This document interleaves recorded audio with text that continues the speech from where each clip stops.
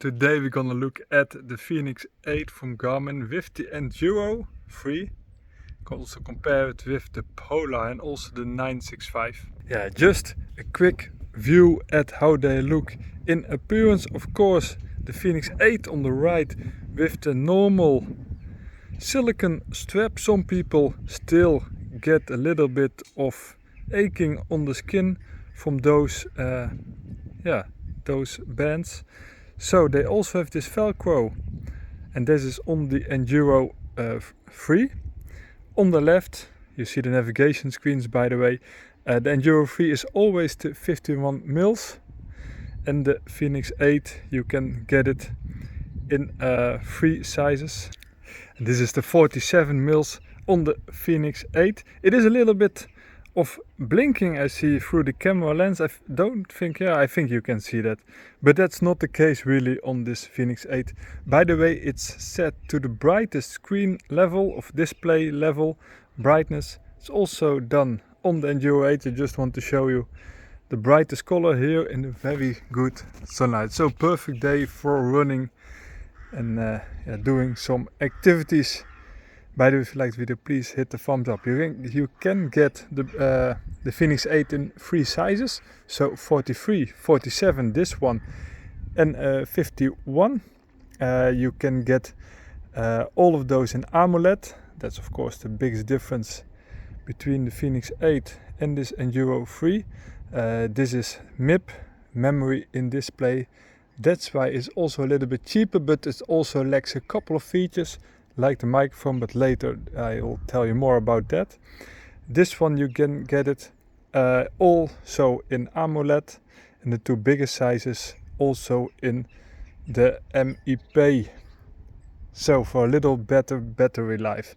What I like about the Enduro 3, by the way, is that it's lighter than the Fenix 8, and I think that's very important for when you run. That's just my personal opinion.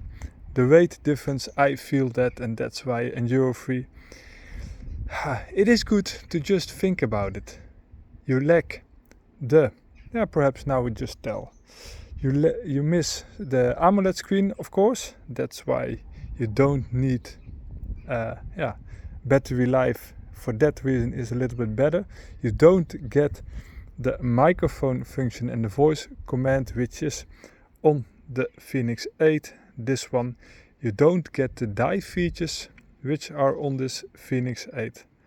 And of course you can't pick all the sizes, it's just this size, which is for me a good size. Actually, I think the 51 just for me is the better one. Of course it's also heavier, so that's also to keep in mind. Both have the same new version 5 heart rate sensor. So I tested it and compared it with the Garmin 965 and the Polar Vantage version 3, and they were quite similar. Also in GPS tracking they were quite similar, and I will put a link below this video to the complete comparison of this Fenix 8 with the Enduro 3.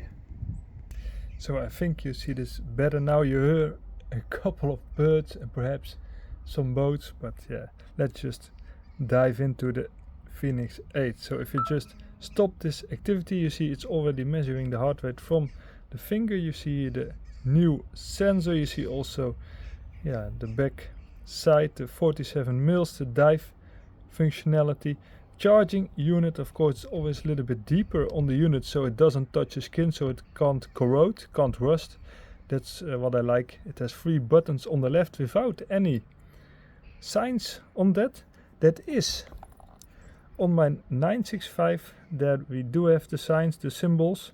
So this 965 also with the AMOLED screen, and this the Fenix 8 on the left. So quite different. I think the Fenix 8 is way better looking. Of course this is 1000. You can actually buy it a little bit for more with all the versions, but just keep in mind, from 1000 euros or dollar, just where you are looking. And this is the 965. I think it's now like 550.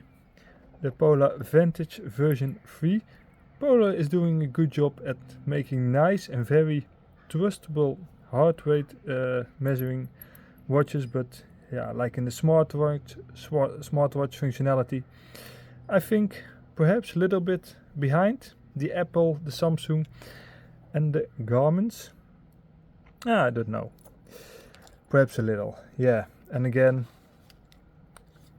besides the Enduro 3 on the left and the Fenix 8 on the right. So let's just perhaps just show you how it looks. Saving this activity with the nice going route stuff. Didn't see that on my 965. You see how great it looks. You saw it, the 3 buttons on the left, 2 on the right with this very sturdy piece here. That's why it looks very rough. It looks better, I think, than the last Fenix, the old 7. So we have a maximum heart rate. Can you see this? Yeah, from 100.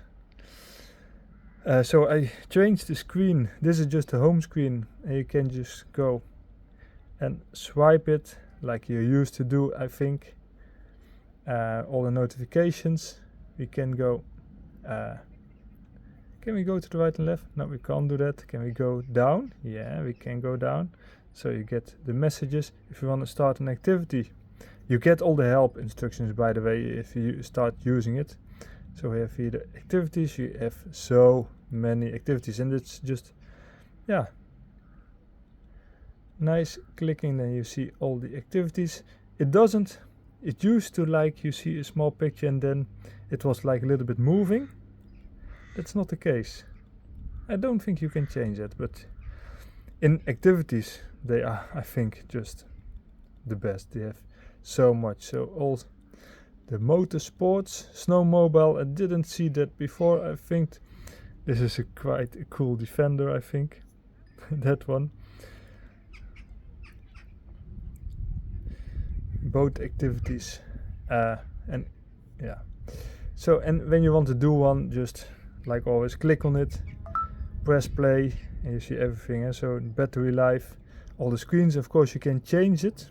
All the screens, just go to the settings, data screens, and like always you can just go and change it out. Also, if you want to have the map or not, because the more you put on, the more it drains the battery. I did with my 965 and 100k Ultra Run. Battery life was just great. I think that will also be the case on the Fenix 8. So yeah, I don't think lots of people need the solar version, to be honest. But that's just my opinion. This is the solar function, solar Enduro 3. I just want the best one, best battery life if I do a long multi-day activity. But I don't think you really need that. That's just my opinion. So it looks nice. Of course, you have still the music. Can put the music on. I use it quite a lot on my 965. Just put it on with the cable, and then you're just good to go and connect it with a Bluetooth set. That's cool.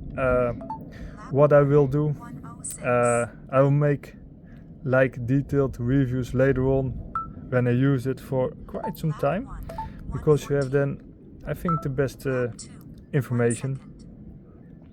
This is just, yeah, some general usage. I don't think lots of people use everything. So then we save the activity.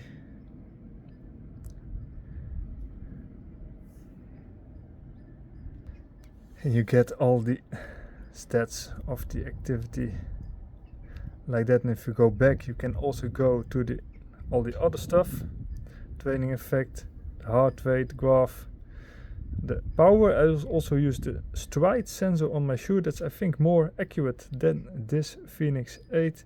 The laps, the map, not interesting right now. Elevation, we are in Netherlands, so that's not a lot of elevation if I was doing anything. So just press done. So back to the home screen. If you just push this one, we go to the menu. We get all the stuff I think you will recognize from your Garmin. I don't think lots of people will buy this as their first Garmin. So that's how I shoot this video. Just you see what there's all to have, of course. Those nice functions, navigation, safety. I think that's perhaps not as good understood, but it can help you when it's really going bad. I know unfortunately some people who had some use of that. So the voice alerts and the system, what do we have there? Yeah, I think you can just see it on this nice AMOLED screen. So if we just go back and we hold this one, we go to the music. If we just push this one for 2 times, you get the, oh, there we go, the light. Yeah, it is of course very bright today, but you can change it with these buttons, those and those. Again, 2 times off, 2 times on, and in the beginning you can just switch those modes. And then we can go to other light options. So the night light, there, a little bit brighter, even brighter, and the brightest. So, and then just 2 pushes and then it goes out. And this is how it looks on the top of, yeah, perhaps I should put it on like this. You can see how it looks on the watch. I think it's quite cool. How many times will I go and use this? I don't know, we'll see.